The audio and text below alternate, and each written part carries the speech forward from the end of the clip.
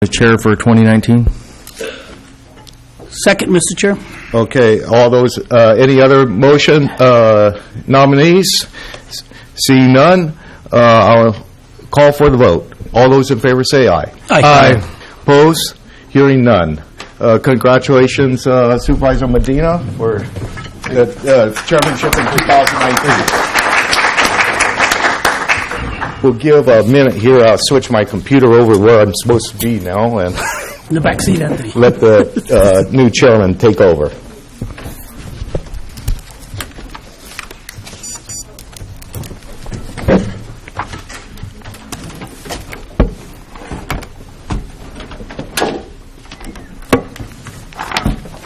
Thank you.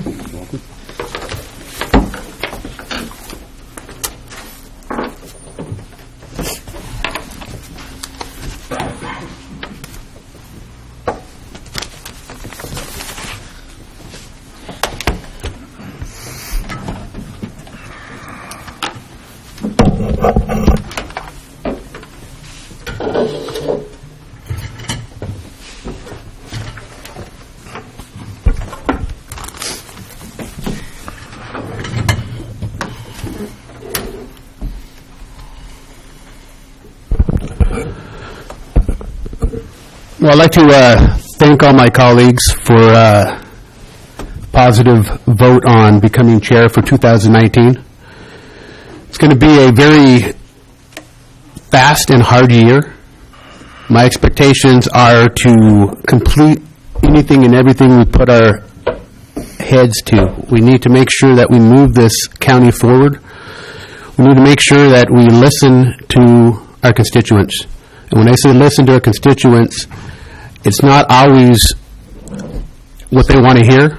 When we have something to say back to them, we just need to make sure that we follow through with what we start with, we listen, and then we make sure that everything works flawlessly. So I want to thank everybody on the board for your positive vote. Thank you very much. Now we'll open nominations for vice chair.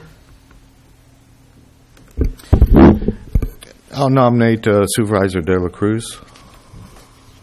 Is there a second? I'll second. All in favor? Aye. 5-0. Thank you, Jaime. Congratulations. Now we'll move on to the 2019 committee appointments.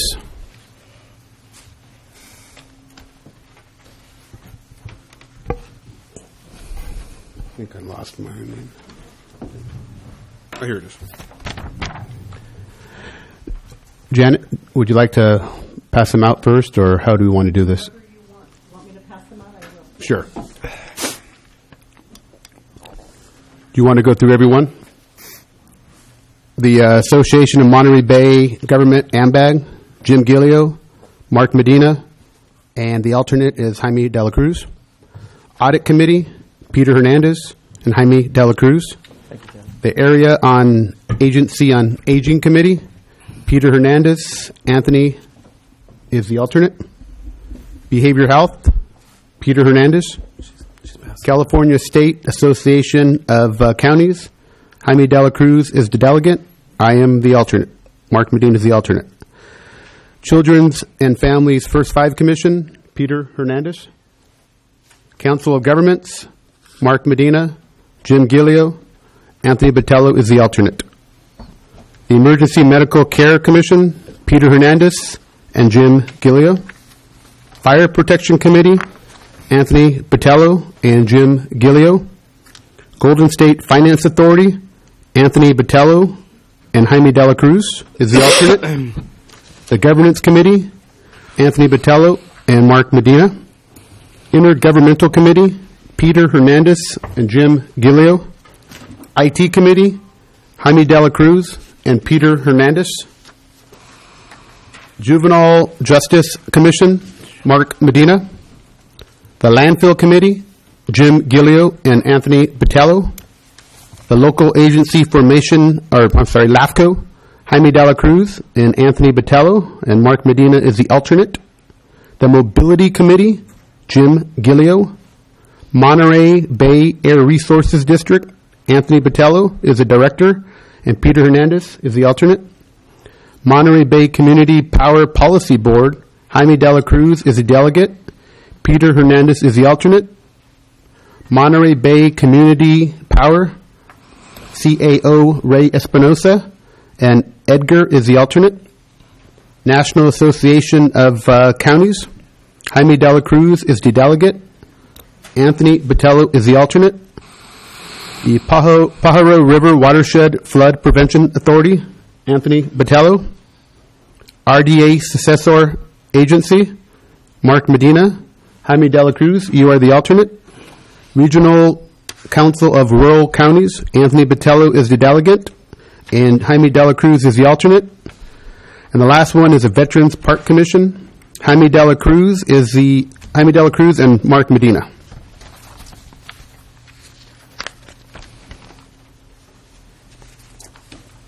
Is there a motion to accept the San Benito County Board of Supervisors Committee schedule for 2019?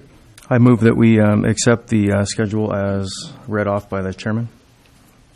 Second, Mr. Chairman. All in favor? Aye. Opposed? 5-0.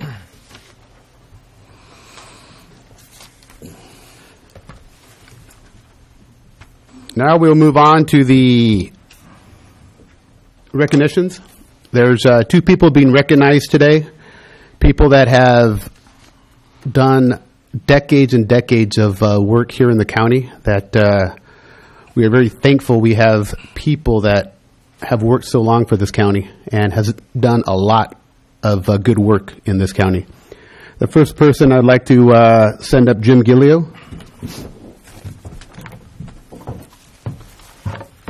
Thank you, Chairman. Rita Campbell, please.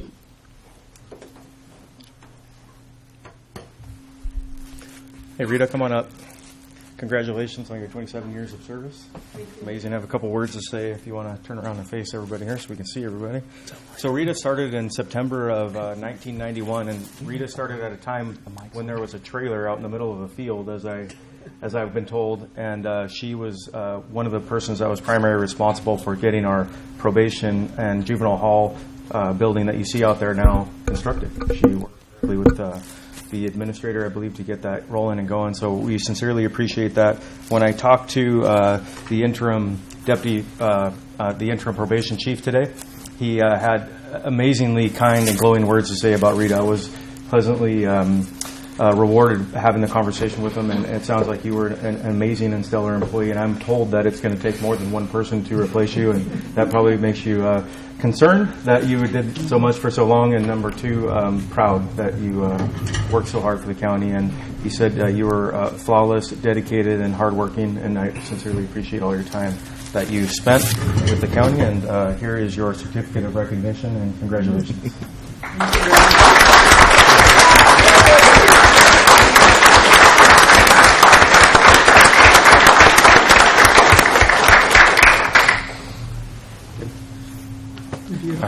Go ahead and say a few words if you like. First of all, I want to thank the chair and all the board of supervisors, and I really, one second here. It gives me great pleasure to accept the certificate, and I'm very grateful to have been able to serve 27 years for San Benito County and all under the probation department. I'd like to thank all of my chiefs, assistant chiefs and interim chiefs, which I had the opportunity to learn so much from. Also, I'd like to thank my support staff, the present and the past, because they really made my job easier. I've seen a lot of change, a lot of accomplishments, a lot of growth during this time. And I have worked with so many great people. It's during this amazing journey that I consider not only as my friends, but my extended family. It has been a great career, but now it's time for me to move on to my next chapter of my life called retirement, which will give me more time to spend with my family and to attempt to accomplish all the things I've been saying over the last 30 years that I was going to do after I retired. In closure, as I'm leaving this Thursday with so many good memories, I don't want to say goodbye, but to thank everyone that I've had the opportunity to work with in San Benito County. It has been an amazing journey. Thank you.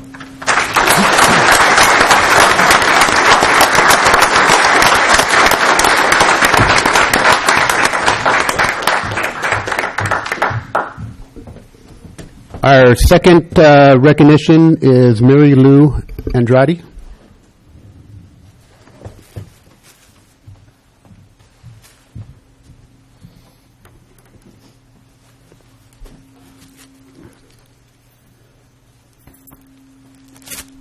Mary Lou has spent 35 years with San Benito County.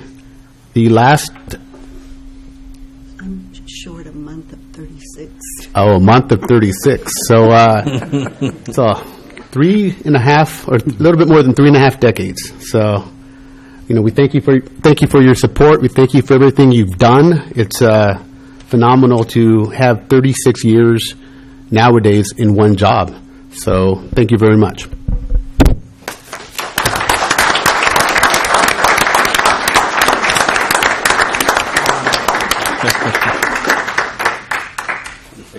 Yeah, I know you're... a little bit. Thank you, Board. I'd like to say that I'm thankful for all the support that past boards and current boards have given.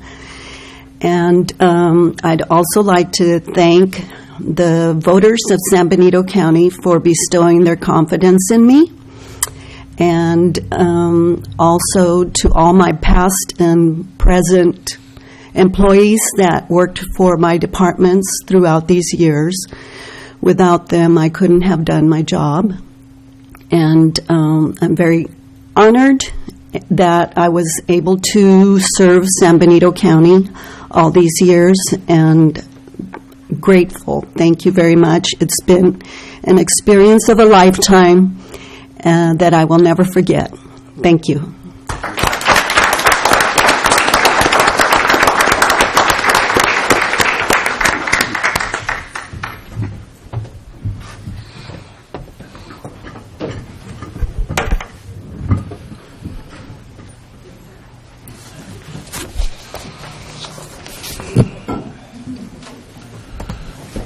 You guys can't leave. Go back to work. Yeah, you're right. Get back to work. Going back to work.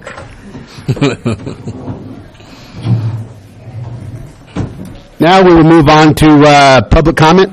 Public comment is the opportunity to address the board on items of interest not appearing on the agenda. No action may be taken unless provided by the Government Code Section 54954.2. Just so everybody does understand, San Benito County Board of Supervisors, we encourage your participation. If you wish to speak on a matter which does not appear on the agenda, you may do so during public comment. Please complete a speaker card and provide it to the clerk of the board prior to the meeting. Except as otherwise provided by law, no action shall be taken on any item not appearing on the agenda. When addressing the board, please state your name for the record.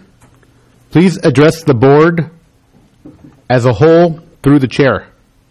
If you wish to speak on an item contained in the agenda, please complete a speaker card identifying the number or the item and provide it to the clerk of the board prior to the consideration of the item.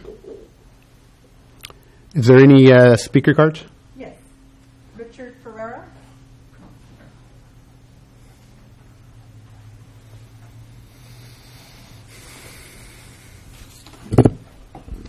Good morning, Richard Ferrer.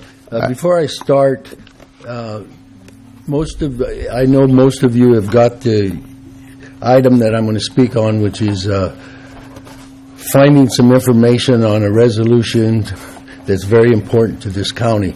If anybody doesn't have that item, I've got copies I'd like to give them to right now. Does anybody don't have a copy of it? Yeah, my name is Richard Ferrer. One second. Can you give him 6 minutes, please?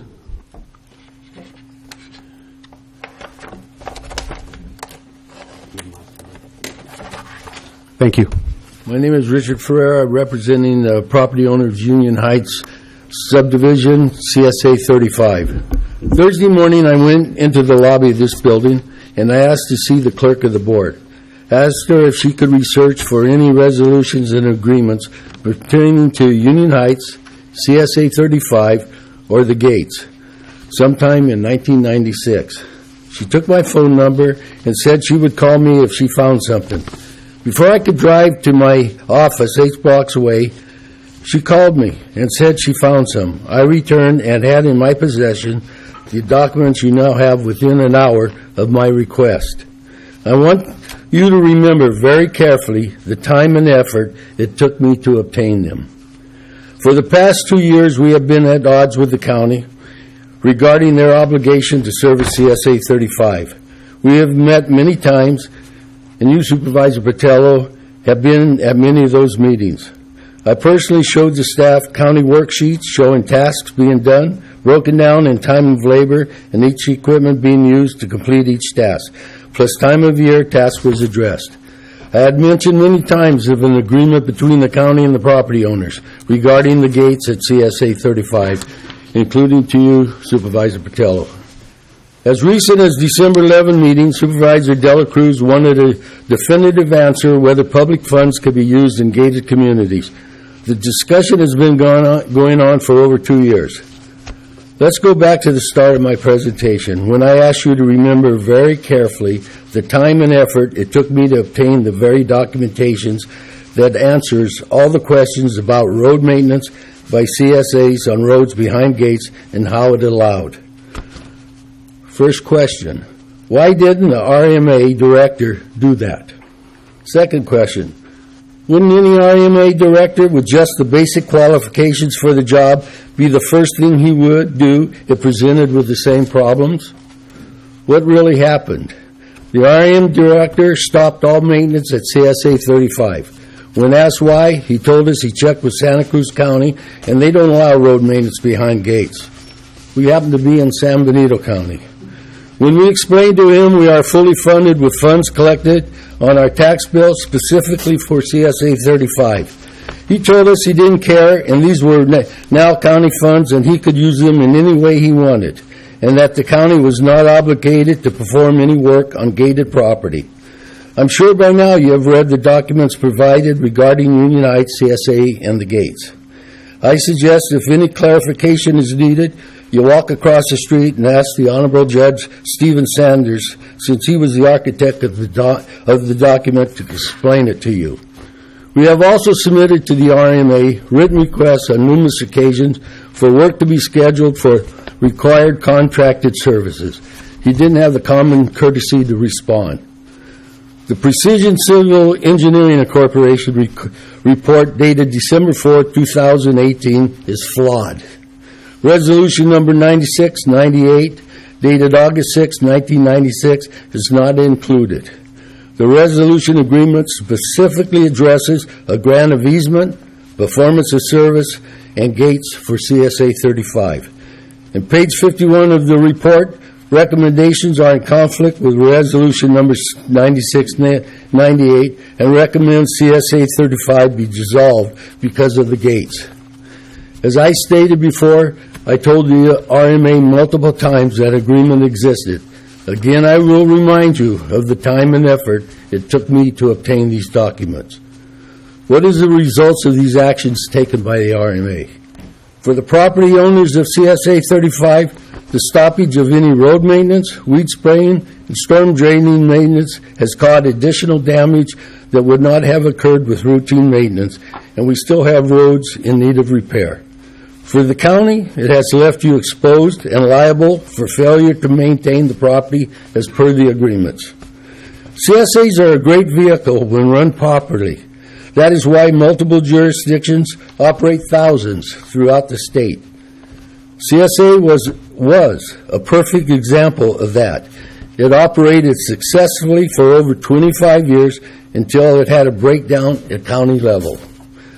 Not long after my first encounter with the RMA, I questioned his qualifications. I have openly questioned those qualifications many times since. I believe the information we have provided today, plus the time and effort this issue has required, answers the questions. He is not. And I hope the board addresses this issue. I have observed those in the law profession have a metaphor they commonly refer to when they have evidence in their possession that strongly favor their position. It is referred to as a smoking gun. For the 1,204 property owners in the CSAs that have gated entries that were recent study recommended to be dissolved, this resolution and agreement is their smoking gun, and they are all pointed at you. Thank you. Thank you, sir. Any additional speaker cards?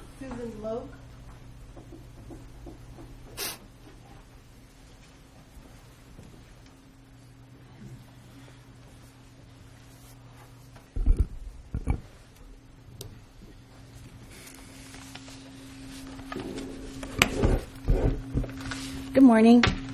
Susan Logue, Hollister, California. I'd like to thank the board president past for increasing the library days. We are now open 7 days a week. I want to thank the Board of Supervisors for their continued support of the library and providing that extra time for us. Nora told me that last Sunday the library was packed. So it really shows there's a great need, for the community. So really want to thank you so much for your support. As a friend of the library, I wanted to share with you how our holiday program went last December. We had a really fantastic turnout. We had about 160 families come in, 160 people come in, mostly, mothers and fathers and children. And we had a Santa photo opportunity and art activities, and each child was given a free book to take home. So it was really exciting to see the kids and their families. They were very, very excited about it. And I actually heard about it later through other people who had been there and told their friends how neat it was to have that inclusion at our library. I wanted to share that we have an annual fundraiser coming up, and I don't know whether I'm allowed to share this, but it's our annual Friends of the Library Champagne Tea and Treasures, and it's on March 17th. So anybody like any information or like to support the Friends and support the library, please contact the Friends, sbcfriends.org. On a different note, there's a community group called the Coalition for a New Community Library and Resource Center, and we are continuing to meet in regards to building a new library and community resource center. This group can be contacted via our new website and Facebook page. You can go to www.sbcnewlibrary.org or sbcnewlibrary@gmail.com for our email. I also have this, which gives our information. I don't know if I'm able to pass that out to the Board of Supervisors, but I'd like to do that, and I'll hand that to you. Thank you. And I'll put some in the back, too, in case anyone else is interested. We're really hoping to have a liaison between the county, the city, and us in regards to next steps for the new library.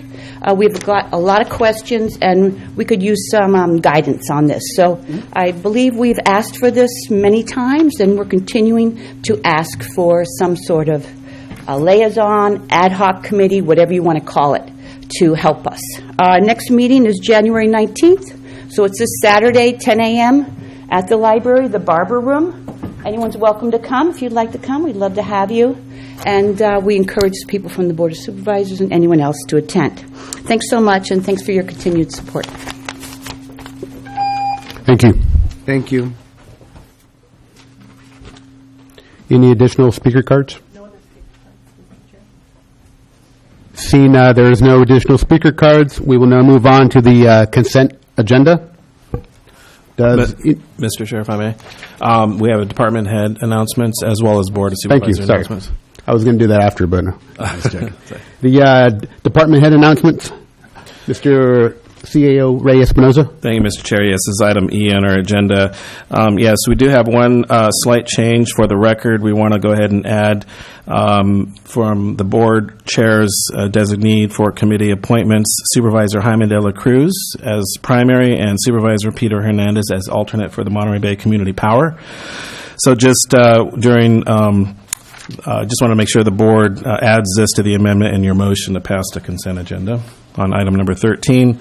I'd like to go ahead and invite up Edgar Nolasco. Edgar, if you don't mind. Edgar Nolasco comes from Santa Cruz, where we just hired him in our administrative office. This is his second week with us. He comes from Santa Cruz County. He's been working there for a better part of 13 plus years, and he has a master's in public administration as well as a degree from San Jose State University. So he's been very energetic. We're really glad to have him on board, and I wanted to introduce him to your board as well as to the public and have him say a few words. Edgar. Good morning, Chair, members of the board. My name is Edgar Nolasco. It is my honor and privilege to serve as your newest Deputy CAO. I'm really excited to be here. I'm looking forward to working closely with all of you guys and be part of this great team we call the County of San Benito. I hope to meet everyone and all of you guys, members of the public, our employees, to improve and strive and make our county one of the best counties in the state. Thank you. Thank you, Edgar. Mr. Espinoza, with that being said, the assistant or the deputy CAO, are we currently recruiting for an assistant CAO? Yes, thank you, Mr. Chair, for bringing that up. Yes, we have it open. The assistant CAO position is open. It will be closing 2/1 of 2019. At that point, we'll go through the normal recruiting process, vetting, and going through hiring process for that. Thank you, Mr. Chair. Thank you. Yeah. We also would like to invite our OES EMS manager, Kevin O'Neill. He has an announcement for your board.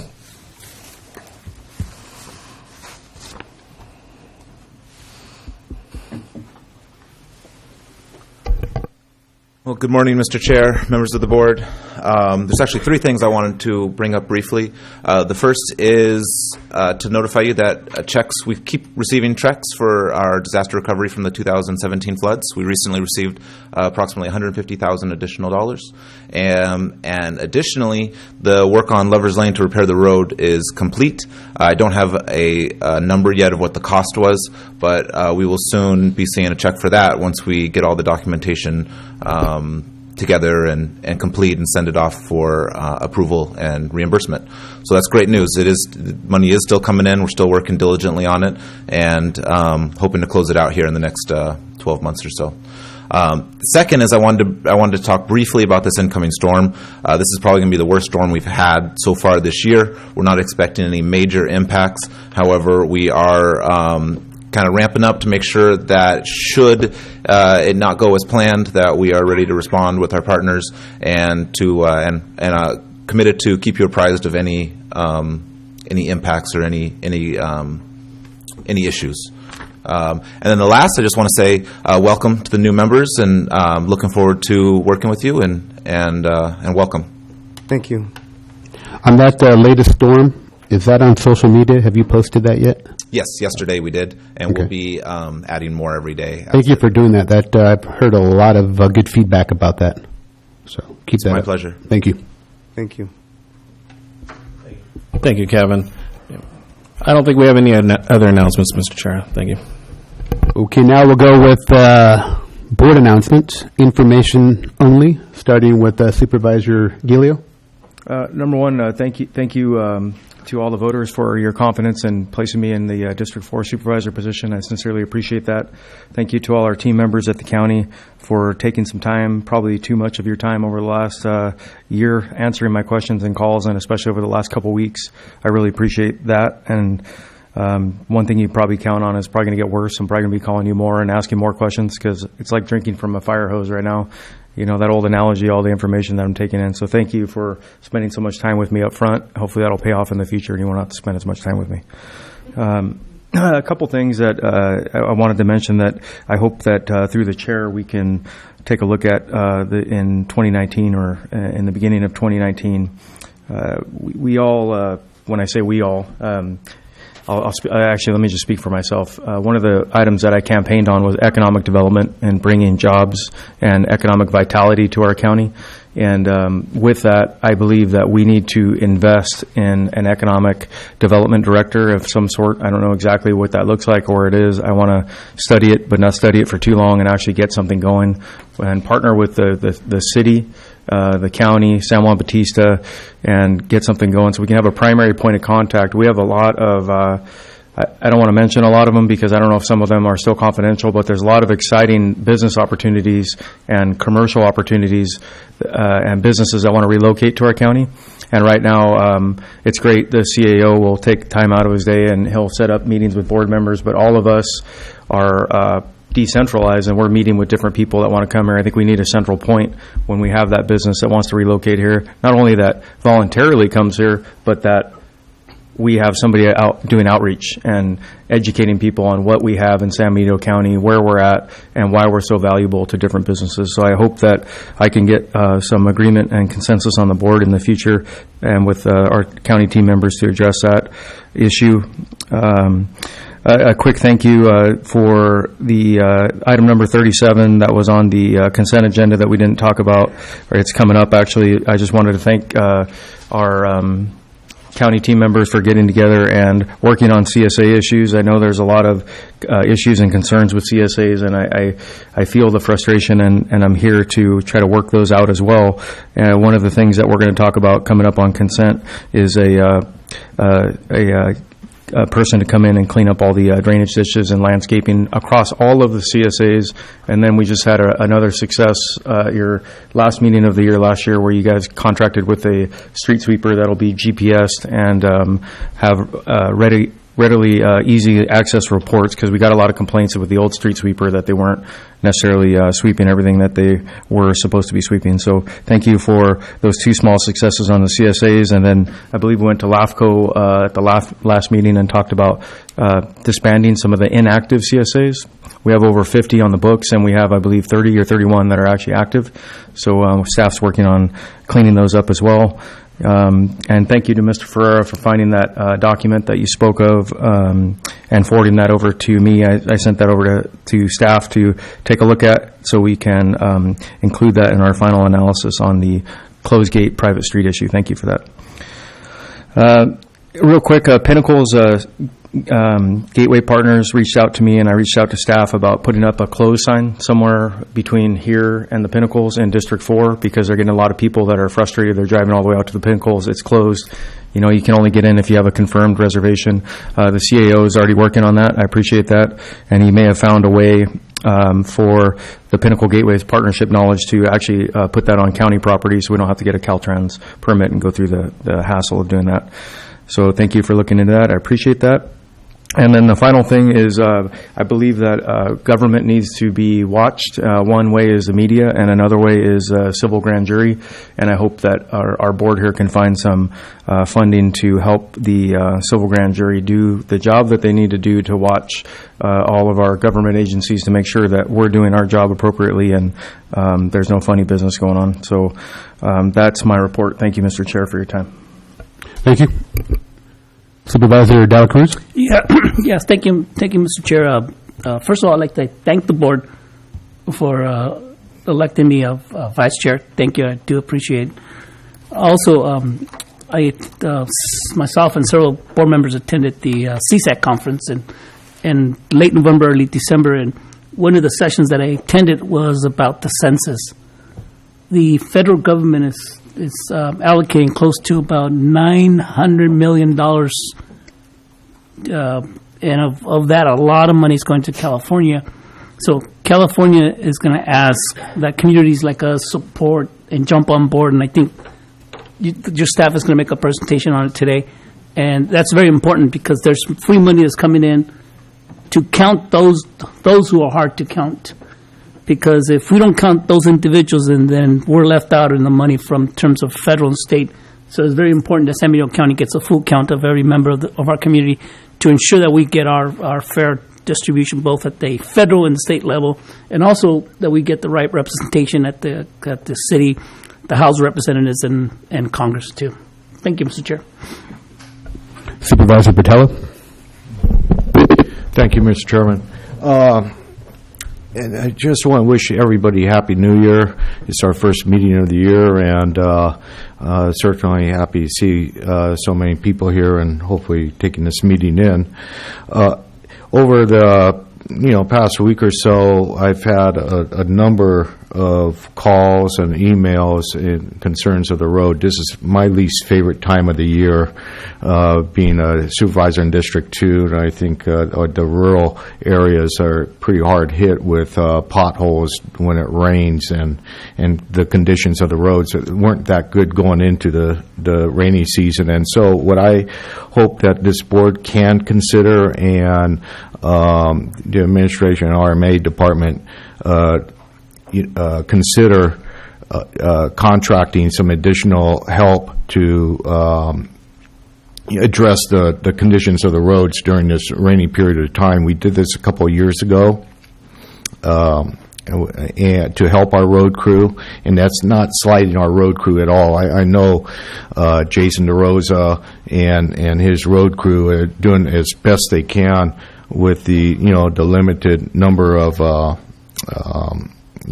folks that they have, and but it's just too much, and it's a safety issue, and I hope we could get going on that sooner than later, and take an action and get these the roads in where you're not blowing out tires and breaking axles. Another issue I'm going to touch on very lightly. I'm usually a critic of animal control, but I had an incident in my district prior to Christmas, and I want to tip my hat to the Hollister Animal Control for handling the incident, catching the dogs. The hearing process worked really well. The hearing officer came to the right conclusions, and unfortunately, at the end result wasn't what we had hoped. But hopefully, going forward, everybody has learned from that process, and will provide a higher level of service to the public in that regard. That's all I have for today. Thank you, Mr. Chairman. Supervisor Hernandez. Thank you to everybody. I'm obviously one of the newbies in the group too, and I can't. I'm not going to imagine that this is going to be an easy job. I know it's going to be a pretty heavy task, especially at the current place we're at. I know, I got elected on the struggles that we're dealing with right now with our housing and our growth, our roads. I know Measure G is going to create a support for that, but it's hard to present a very complicated situation to the average constituent, because I know there's a lot of moving parts to this. So, I'm obviously a local business owner and a previous school board member.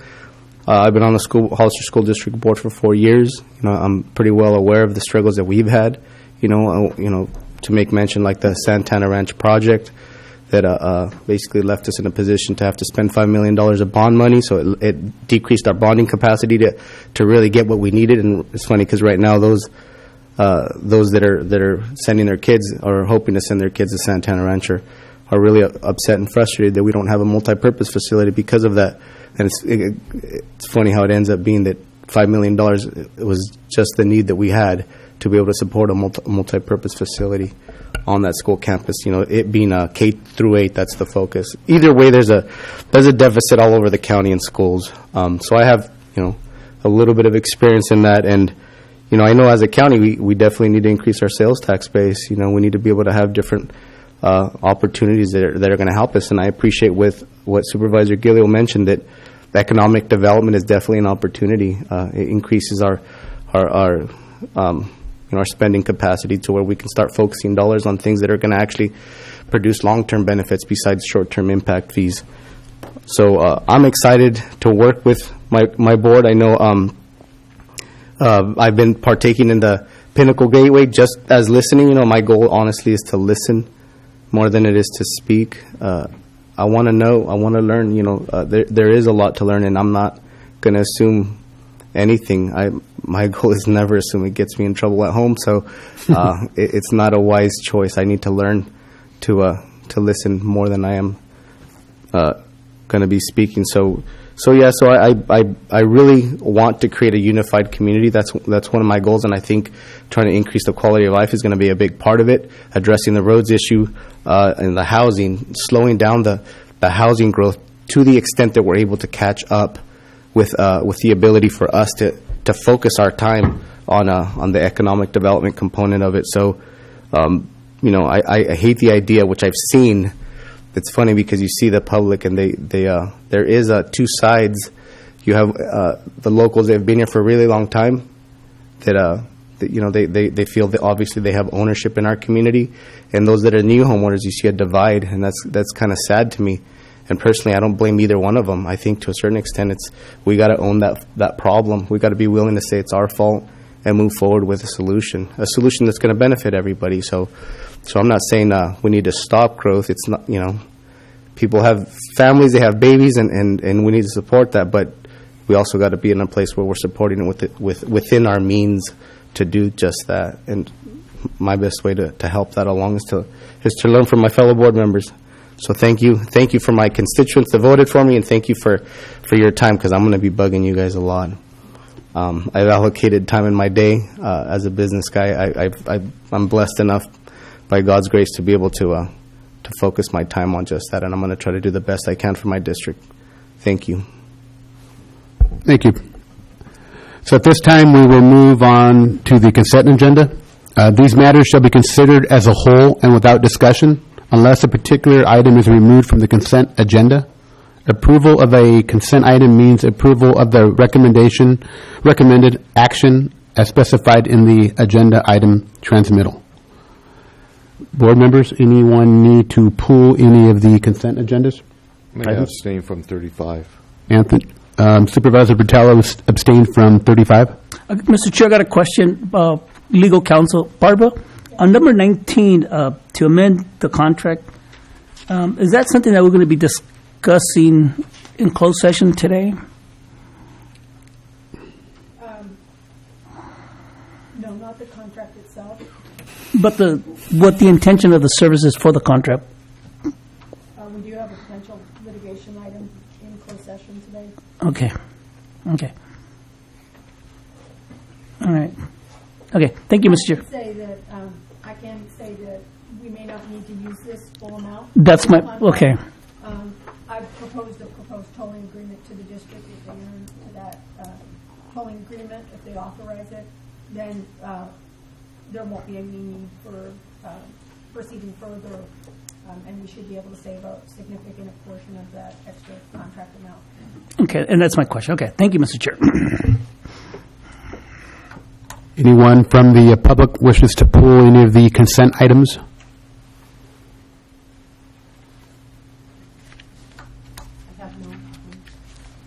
With that being said, with the exception of number 35, where Supervisor Bertello will abstain from his vote, do we have a motion on the floor? I'll make a motion, and I want to make a motion that we approve the consent agenda items as mentioned, with Supervisor Bertello recusing, and then also add Supervisor Jaime de la Cruz as the primary point of contact, and Peter Hernandez as the alternate point of contact for item number 13, which is the Monterey Bay Area Community Power Authority. Do we have a second? I second it. All in favor? Aye. Aye. Opposed? 5-0. Now the board will adjourn as a Board of Supervisors and reconvene as the In-Home Support Services Public Authority.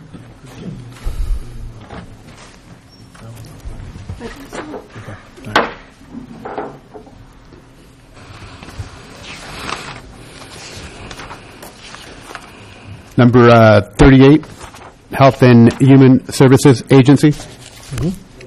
CAO Espinoza, you have staff to... Yes, I'd like to go ahead and Talk about invite up. report. Yes, Mr. Chair, I'd like to invite up Cynthia. She's a deputy director at Health and Human Services. She's going to go ahead and comment on this particular item. This item is really a cleanup from our last board meeting. The state did request some cleanup language that your board actually did see this item in the resolution, which adds the dollar figures to this item. But I'd like to go ahead and request Cynthia to add any further comments to this. Cynthia? Yes, good morning. After putting forth the initial resolution for the recently passed MOU with the union and IHSS, those documents were submitted to the state. The state, in return, came back and let us know that the change in the administration rate, which is what we claim against the dollar per hour that is paid to our providers, needed to be recognized as well. By the board. The increase is from 38 cents an hour to 43 cents an hour. And we also need to specifically state in the resolution that there is a wage supplement of 80 cents an hour, which is the base for which the administration rate is changing. So as your CIO stated, this is cleanup language that is required by the state. Mr. Chair, I got a question. This only affects the administrative aspect of the in-home support, and this is the actual... This affects the rate at which the state pays the public authority for the work that the staff do. Okay, so that's nothing to do with local general fund money. It's all state money. Correct. Now, in 2 or 3 years, because at CSAC they've been talking about, in 2 or 3 years, the state's going to cut the funding just like the way they did with the Williamson Act, and then the counties will have to backfill it. Is that still on course? There is currently a lot of work being done at the state level with CWDA and CSAC to mitigate some of those changes. The governor's recent budget that was released addresses some of those issues and how they plan to do some offsets and some changing in how the money's allocated to mitigate those things. Yeah, I have no problem if the state's going to pay for it, but then if it's in 3 and 4 years, we have to backfill it. You know, we got our own limited resources that we need to make sure we have, fire and police out in the public and not. At this point in time, I do not see enough of an increase in my projections to cause us to come ask for general fund money. Okay, thank you. Any other questions? Mr. Covered it. Thank you. Mr. Chair, if I may add just a couple more items to that. So with regards to there was a gap in time where there was an increase. The state did allow 1991 realignment and other sources of funding through the subvented funds to actually backfill that. So I wanted to make sure that the board was aware that the state, along with CSAC, as well as many counties that had concerns, because in some cases there was like $14 million, I believe, for Fresno County that was going to be impacted is a really, really big deal. So they went through and actually did some work to allow the counties to use other sources of fundings to cover this. There's also some language from the state that if there is a downturn, Supervisor Hamlet de la Cruz brought out that there might be some concerns if there's a downturn or there's those sources of money don't come through. The state has the ability to kind of withdraw or lower the funds as well as with us within our contract. So I want to make sure the board was aware of that. One caveat to that, Ray, and that caveat is that the governor is not going to face the in-home support workers. It's going to be us here facing the in-home support workers. So when we tell them, oh, by the way, the state of California dropped this, therefore we have to drop it too, guess who they're going to come to backfill that money? Yeah. It's going to be us. You. Me? Just word of cautious to my fellow supervisors. Is there any public comment? Is there a motion? Oh, motion to approve, Mr. Chair. Nothing we can do. Do you have a second? Second. All in favor? Aye. Opposed? 5-0. Okay. Now the board will adjourn as the in-home services support services authority and reconvene as the San Benito County Board of Supervisors. Oh, excuse me. Now, one more change. The board will now adjourn as the Board of Supervisors and reconvene as the Board of Directors of San Benito County Financing Corporation. Acknowledgement certificate of posting. So move. Second. All in favor? Aye. Aye. Opposed? 5-0. Do we have any public comment? This is the opportunity to address the board on items of interest not on the agenda. Move on to the consent agenda. Motion approved. Second. All in favor? Aye. Opposed? 5-0. Now we'll move on to the regular agenda, the appointment of officers for the year 2019. Mr. Chair, I make a motion that we appoint Chair Medina and Vice Chair Del Cruz to President and Vice President concurrently, and Secretary Treasurer will be Joe Paul Gonzalez? No, Melinda. It's Melinda, the tax collector treasurer. Will be the tax collector treasurer. I'll That's my second motion. that. All in favor? Aye. Opposed? Congratulations. Mr. Chair, if I may add one comment to Yes, this, sir. so just for clarity, this has been an ongoing item that the board has been doing every year, and we haven't really done too much with this.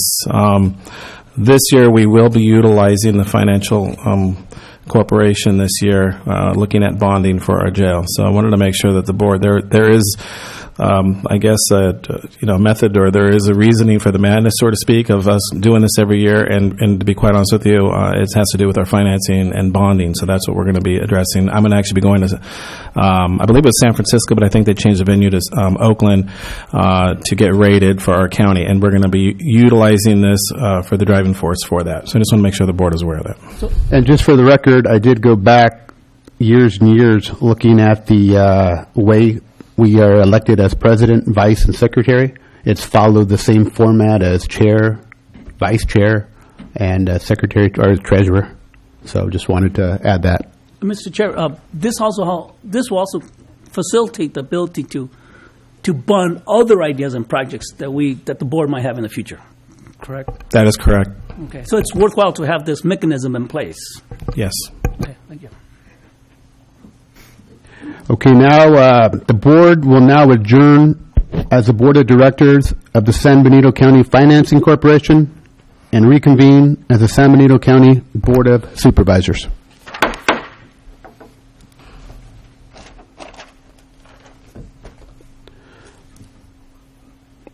So we will now move on to the regular agenda, the emergency medical services. CEO Espinoza. Thank you, Mr. Chair. Yes, as is item number 42 on our agenda, I'd like to invite up Kevin O'Neill, our OES EMS manager. He's going to be considering this particular item for your board. Kevin O'Neill, please. Well, hello again. This is going to be pretty quick for me. I'm going to go ahead and defer to Chris Mangano, our Emergency Medical Services Coordinator, who will present this item to this board. Thank you. Good morning, Board. I'm Chris Mangano, the EMS Coordinator for San Benito County, and I am presenting to you a revision of the EMS ordinance. We clarified the application and permitting process. The state had some revised regulations that we need to follow, and those have been updated. We shortened the approval process for our ambulance transport providers from 60 days to 30 days.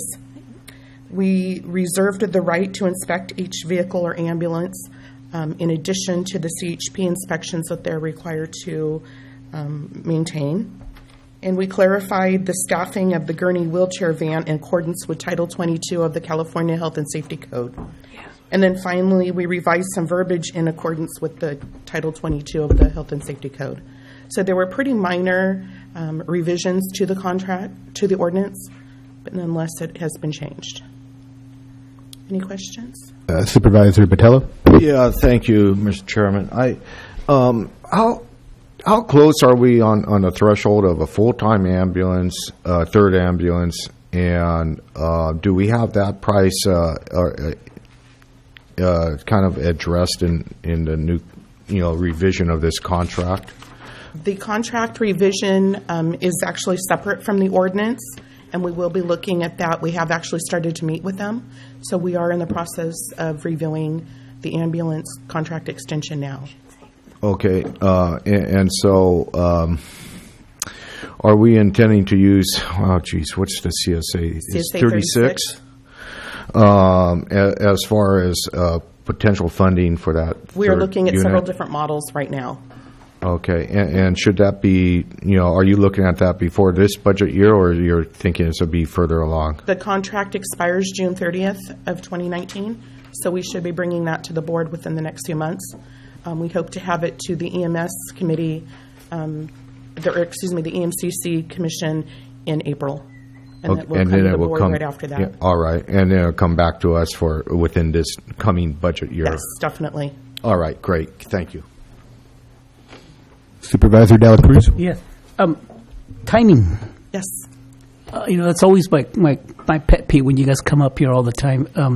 Is the separation of the response time the same across the county? Such as if there's an emergency or there's a call on the west side of Hollister versus the east side of Hollister. Yes. It's consistent. It's been the same. That is part of the contract as well. But yes, the response times are urban, rural, and wilderness.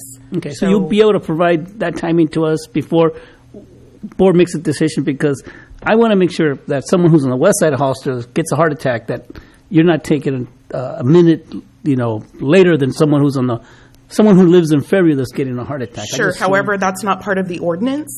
That's part of the ambulance-specific contract with the 911 provider. Right, but we're about to enter a contract with them, right? Correct, but that's not before the board today. I understand that. It'll be coming in the near future. Yes, and that will be presented. Okay, and then also, I don't know if it's for today or not, but I've been reading and been doing a lot of research, and I've been finding out that when an ambulance is called, people are usually taken to hospitals. I'm not criticizing Hazel Hawkins. I'm just saying hospitals. People are taken to hospitals where there's just no, medical reimbursement in place. Like, for example, if you have a patient that you take to a hospital that doesn't take CalPERS or Anthem Blue Cross or even Kaiser, they're bound to pay close to $60,000, $70,000 just because the ambulance took them to a wrong hospital or it doesn't accept their type of health insurance. That's another wrinkle in this mess that we have to deal with, because we definitely don't want to pick up somebody who has an emergency and then at the end of the day they're going to get a bill for about $60,000, $70,000 that their insurance won't cover. If they're calling 911, we have to take them to the closest emergency room. We can't prolong an emergency to take them to a hospital of their choice. Yeah, that's the problem right there. Yeah, that requires further thinking. I agree with you. It's about saving lives versus money. Right. Yeah, just throwing it out there. Thank you, Mr. Chair. Supervisor Gilia. Thank you, Mr. Chair. Chris and Kevin, thank you both for bringing this forward. I just wanted to, my comment is not on today, it's on the future. We have an ambulance contract coming up. We spoke yesterday or Friday, I think it was. I don't remember now. Yesterday, it was Monday, I'm sorry. And I'm used to the city council, we meet on Mondays. So my concern is that we address the community's concerns. We've had meetings. I've attended the meetings that you've hosted. Thank you for doing that. And we listen to the community and provide actual facts and data, because a lot of the information that unfortunately gets out there is not entirely accurate. And would we love to have 20 ambulances here? Yes, we would love to have an ambulance on every corner, but unfortunately that costs money. So we need to balance the need with the service. So I'm looking forward to the next few months as you negotiate the contract and open it up to see what else is out there. And if I can be of any assistance, please let me know. And as far as this item today, thank you. Thank you. Just one question for me is I just want to make sure that my thought process right, and I've heard everything correctly, is when we negotiate at the end of June 30th of 2019, we are exploring the option of adding an ambulance to the two we have now. We are. I just want to make sure that everyone out there understands that. It's been asked many, many, many times. So we're exploring several different models for ambulance options. But at least an additional asset sitting out there. Yes, I don't know if it'll be 24/7, but we are looking at Exactly. additional- Thank you. Okay, so on this certain item, we need to read the title of ordinance, make a motion to accept the introduction, waive the reading of the ordinance, and continue to February 5th, 2019 for adoption. And may I also read the title of the ordinance for the record? An ordinance of the County of San Benito to repeal and replace Ordinance 637, providing for the regulation of ambulance services in the County of San Benito and amending Chapter 11.9 of the San Benito County Code. My apologies, is there any public comment? Is there a motion to accept the introduction? I'll make a motion to accept the introduction, and I guess the reading of the title was already done, and make a motion to waive the reading of the ordinance and continue to February 5th, 2019 for adoption. Is there a second? Second. All in favor? Aye. Opposed? 5-0. Thank you. Now we'll go on to number 43, County Administration Office. Thank you, Mr. Chair. This item was already brought up by Vice Chair Supervisor Hamid de la Cruz concerning the Census 2020. And, we've been in meetings as well discussing this. And Dulce has been spearheading this for our county and looking at us receiving those funds for accuracy within our county, within the count. But I have Dulce here. She's going to elaborate a little further with this. Dulce? Good morning, Board. For the record, my name is Dulce Alonso, Management Analyst with the Administration Office. And the item before you is to opt in into a funding opportunity provided by the state for hard-to-count areas. The state has allocated $75,000 to our county, and with the allocation, there's a very specific plan that we need to follow and create a complete count committee. So the impact of the census will impact our county for the next 10 years. Every person not counting, potentially, for every person we don't count, it's $2,000 of funding that the county loses out on per year. So, and before you, I have Robert Davila. He's a partnership specialist with Northern California Census Bureau. He's here today to present some more census information. So.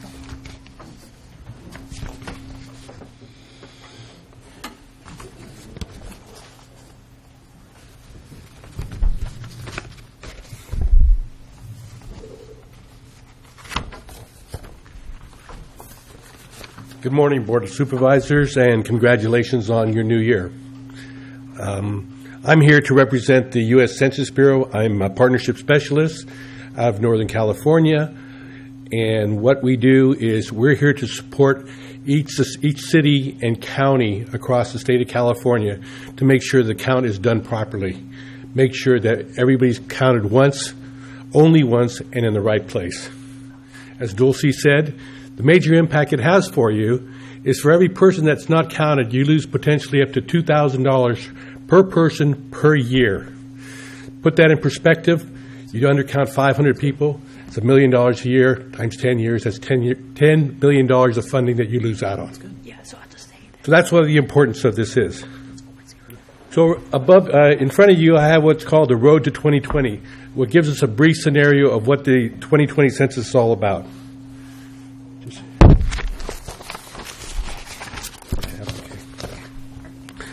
Why do we do the census? It's in the Constitution. The actual enumeration shall be made within 3 years after the first meeting of the Congress of the United States and within every sequential term of 10 years, in such a manner as they see that the law shall direct. Key purpose is apportionment of the U.S. House of Representatives.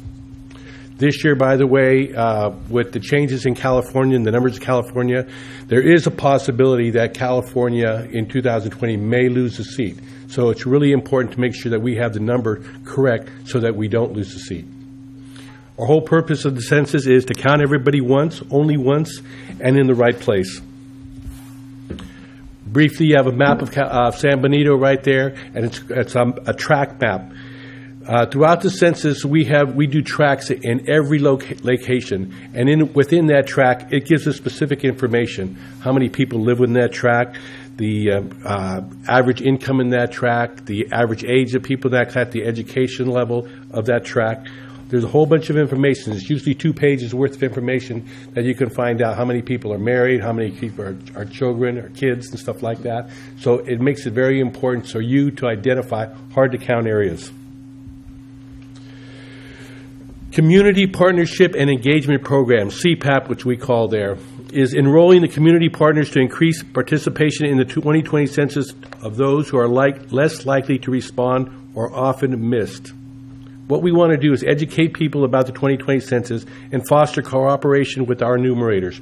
Our enumerators are the people that will actually go to door for the people who do not respond to the census when they're given the opportunity. We want to encourage the community partners to motivate people to self-respond. Engage grassroots organizations to reach out to hard-to-count groups and those who aren't motivated to respond to the national campaign. We have a national campaign going all around the whole nation, but we want to work with each county to work with get specific ideas and work with those people within their county because they understand their county's needs better than we do. By that, we're organizing within each county complete count committees. The local governments work together with partners in their community to form CCCs to promote the 2020 census to their constituents. Community-based organizations also establish CCCs that reach out to their constituents. And these committee members are from every part of the committee, every part of the county, government, media, workforce, education, faith-based organizations. The goal of 2020 is to maintain quality, make sure that we get everything counted at a good, reduced price. Innovation, efficiency in building an address list. Every couple of years, we do a LUCA list with your planning department, where they go ahead and they submit the list of all the new addresses in your county so that when the census comes up, we don't miss any of those addresses. Easier ways to respond. We're going to be doing, you're able to just respond this year online on your internet or on your phone or call in.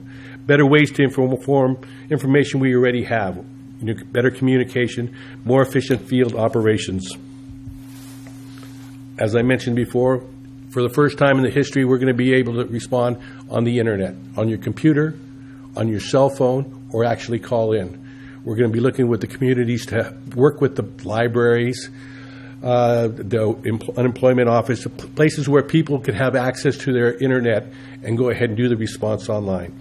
We'll also have the phone call in. You can call in and do your census on the phone. And we'll also have the paper form that will be sent out in the middle of April. Quick copy of the census test right now. The questionnaire, basically. The questionnaire has not gone to publication yet because, as everybody knows, there is a question on there regarding citizenship that is currently in litigation. We hope to find that out by the end of March before the census actual questionnaire goes out. So there's just some questions in there that the census are going to ask you. And this information is all in the brochure that I gave you. One of the big things we have concerns with in this census is we have a lot of people living together because of the cost of living in our areas here. And we want to make sure and educate the people that the census is for everybody living within your home. So if you have your sister, your brother, or your parents living with you, they need to be included on the census because those are vital people, vital information that we need for the count for each county. So you can imagine, say you have 10 families that are living have one or two other families living with them, and the average family size is 4 people. So that's 40 people. If they don't fill out the census properly, that's 40 people that do not get counted. That number adds up very, very quickly. We're going to have the information available in Spanish. The enumerators actually going out there will have handheld information, which is in Spanish. The paper questionnaires and other mailings will be available in Spanish. And the field enumeration materials will be available in Spanish. the internet option, and the census questionnaire assistance will be available in 12 non-speaking English languages there. Spanish, Chinese, Vietnamese, Korean, Russian, Arabic, Tagalog, Polish, French, Haiti Creole, Portuguese, Japanese. We will also have information available in 59 non-English speaking languages. And those 59, a lot of those will be in the mode of an identification card. So if I go to your house and you speak Somali, for instance, and you can't speak English, I will have a card that you will be able to look at and say, oh, that's my language right there. And then the census will bring out a person that speaks that language to help communicate you to make sure your language get your census filled out properly.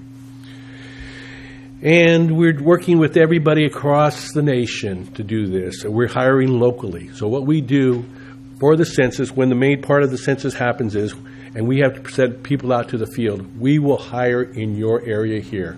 We will not bring people outside of your area to come in and do the census here. We're going to hire people within your own backyard. So as they're going around visiting the other houses there, people can recognize, oh, that's Joe. He lives right down the street there. Instead of somebody like me walking around and everybody's going, uh-oh, we've got a stranger here. What's he looking for? What's he asking for? We hire people here from your community. We opened up the Los Angeles regional office in May of 2018. Since then, they've been coordinating the efforts across 6 different states on the West Coast. In California, we have offices being opened up right now. Our local office right now being opened up is out of Oakland, California.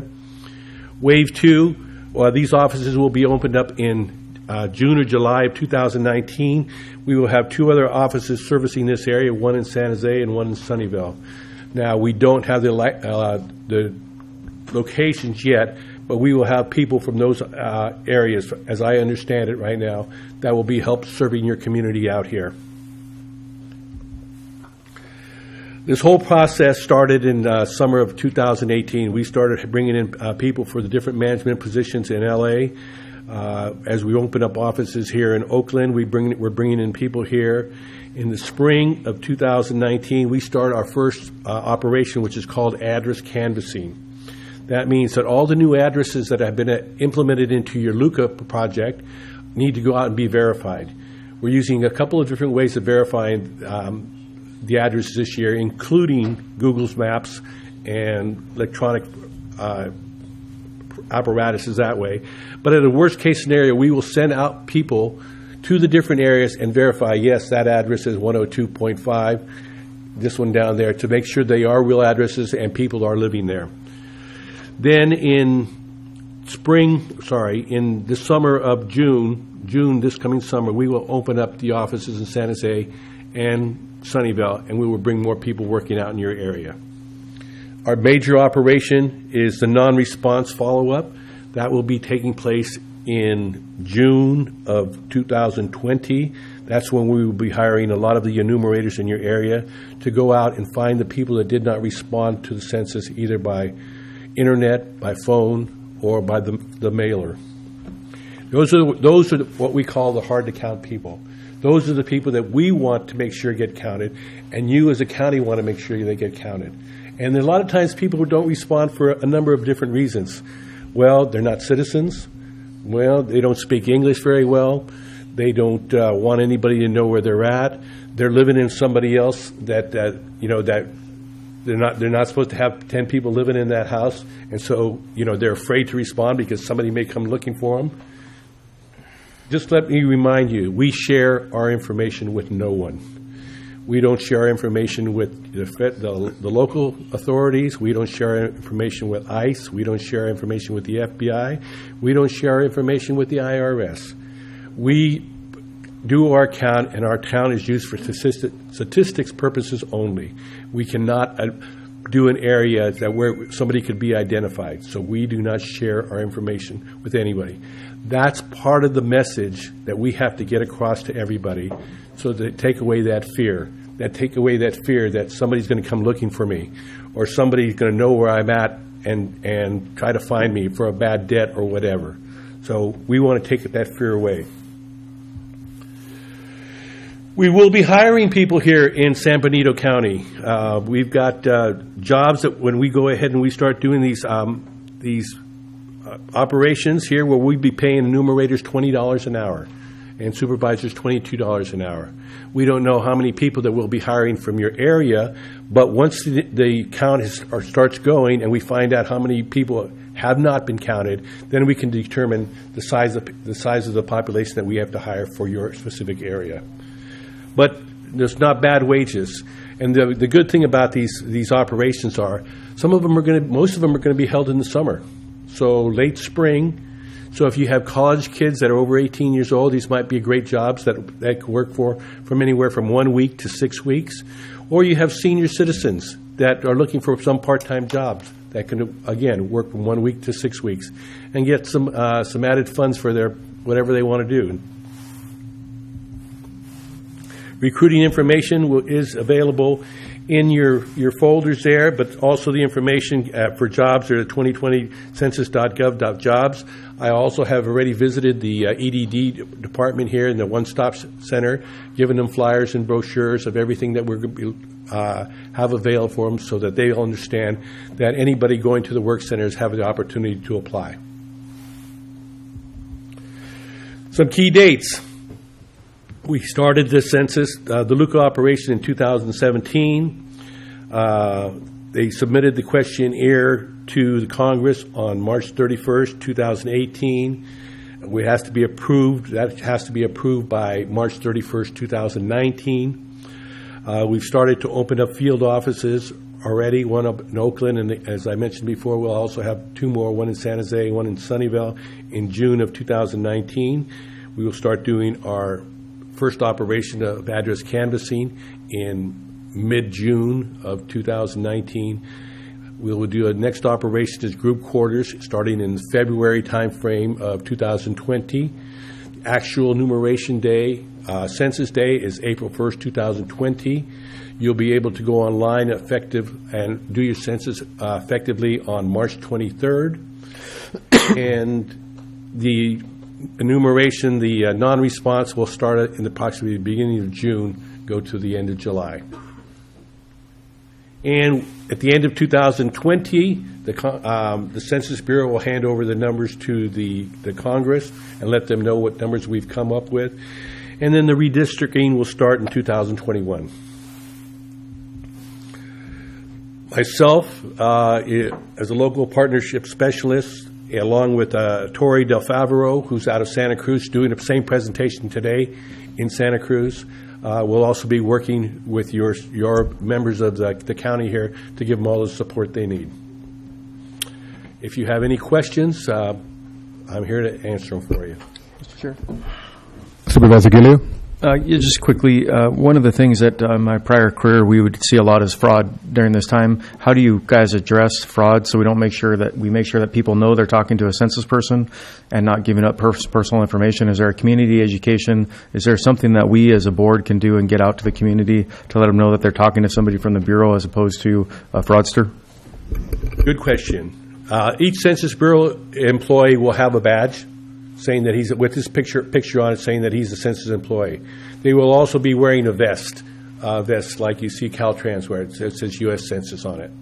And through the education that we hope to do with the complete count committees, we hope to make them let them know for sure how to recognize a census person and get the correct information. If they ever have any kind of question or feel that somebody's not who they say they are, we'll have options to give them a phone number so they can call the local office and or call the regional office. Great, thanks. I was at the Community Action Board meeting last week, too, and it looks like they want to use some of this $75,000 for the hard-to-count folks, and they have a plan as well. So you mentioned a few acronyms earlier that you met with some groups, One Stop and all that, and Community Action Board also wants some tie-in to be able to help there, too. So I don't know if we can coordinate with them as well. That's part of what your complete count committee will do. They will reach out through your community, and they will get every aspect of the community involved. Your local government, your libraries, your EDD offices, your little leagues, your schools, your transportation, your PG&Es where you can put a census message in your bills. They're going to work with all the community resources to get that outreach to everywhere they can, the newspapers, the grocery stores and places where a lot of the migrant workers may work out, put postings out there, and work with all those different agencies that can pass on information to your local people to take away the fears that they may have and let them understand what the census is all about.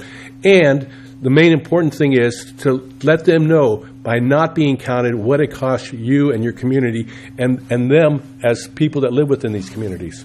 Great, thank you. Mr. Chairman, I did 2 census in the 80s and 90s, and congratulations. Thank you. I don't know if I'll do it again. I don't think I'll do it again. This is my second census. I was the local census office manager in Sunnyvale in 2010. I had 9 cities in the county of Santa Clara, and I had all of Santa Cruz County. Yeah, I remember the first census, going to those hard-to-get, scary homes. That scared me a lot. But I don't want to discourage the public, but it's very important that we get these funds, because we're talking about, like you said, money that we're going to lose out San Bernardino County, and I think it's worth the investment. I got a question for you, right? If we do accept the dollars here, will there be staff allocation that we have to pick out of the general fund? Will there be staff allocations out of the general fund? The plan, that's what the $75,000 for our county is, and there's going to be 10% of that, I believe. So it's about $7,500 that'll be utilized to work on this or spearhead this from our office. Staff has been working internally to discuss what office will be handling that within the county. Yeah. Administration, we were considering Health and Human Services. So we're looking at other options. We haven't actually gone out yet, but that's what's been discussed. Okay, perfect. Thank you. Thank you, Mr. Chair. Mr. Chair, I had a question. So you mentioned that you would share that information with Congress. Is that the only body that you share that information with? And my second question is, how do you validate a response that is online or over the phone?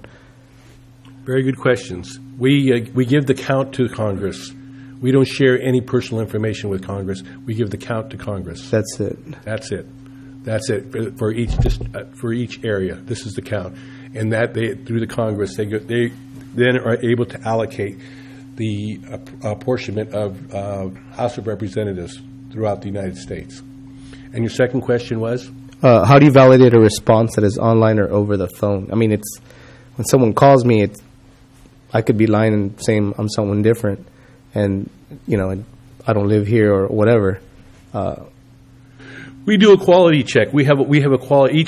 Each area office will have a quality team that they will at random go back and double check and say, knock on your door. Hi, my name is Bob Davila. I'm with the Census Quality Department. I'm just assuring that on such and such a date you filled out a census, and this is how you filled it out, and go from there.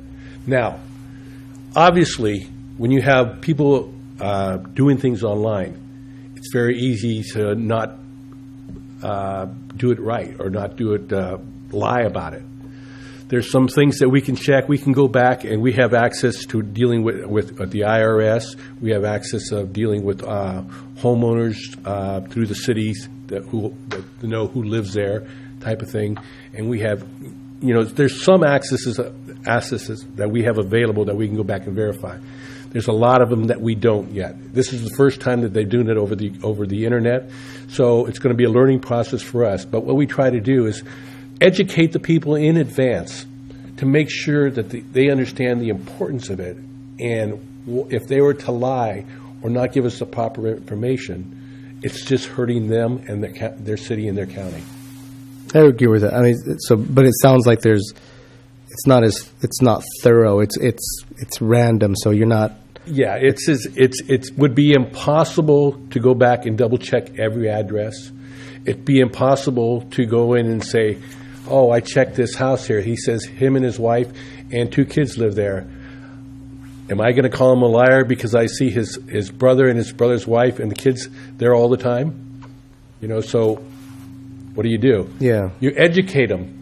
You educate them up front. You let them know the importance of why we need those numbers. We let them know that we're not going to go after them because they're living there, illegally or whatever.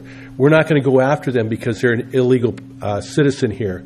We just need to know when they need to know when they go to have a medical procedure done through the services that are available. Those services are paid for by the funds that are given to them by the government. So if they aren't counted, and you have 100 people in the fields that aren't counted, and those services, those numbers are going to be cut because they're not being counted.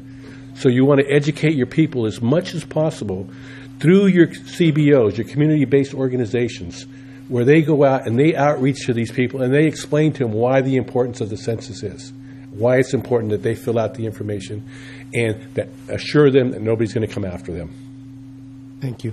Thank you. Any other further questions? Any public comment? Is there a motion? Motion to accept the dollars for the census program. Mr. Chair, if I may, it would be under staff recommendation, accepting the presentation, obviously, direct staff to opt into the state funding, which Supervisor Hamid de la Cruz mentioned, adopt the resolution for Census 2020, delegate authority to execute contract with the state, as well as delegate authority to the CAO to send the opt-in letter and take the necessary actions to opt in for the funding provided. As said. Is there a second? Second. All in favor? Aye. Opposed? Thank you very much. 5-0.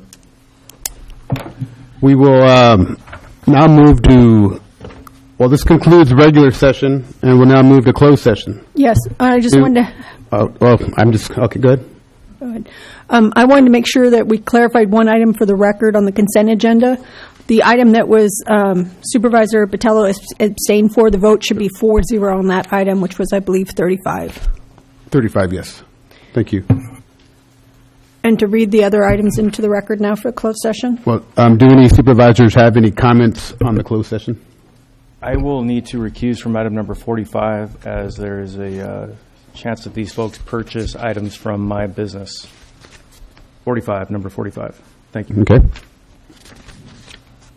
Any public comment on these items? County Council, please address the closed session items.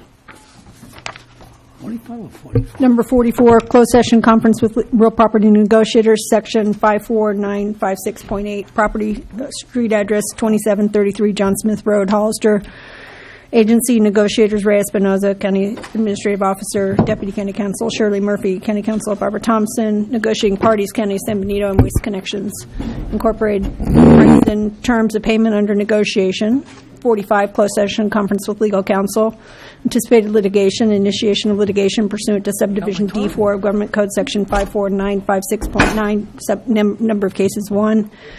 46, closed session conference with legal counsel, existing litigation, subdivision A and D1 of 54956.9, name of case, County of San Benito versus Richard Scagliotti. It's in the Court of Appeals, 6th District, H045887. In the San Benito County Superior Court case was number CU 160007, and 47, closed session conference with legal counsel, anticipated litigation, significant exposure to litigation pursuant to subdivisions D2 and E2 of Government Code section 54956.9, number of cases 1, and the facts and circumstances which justify closed session as potential of litigation relating to the collection of impact fees on the behalf of San Benito High School District. All kinds of noise. I don't know if we got all that.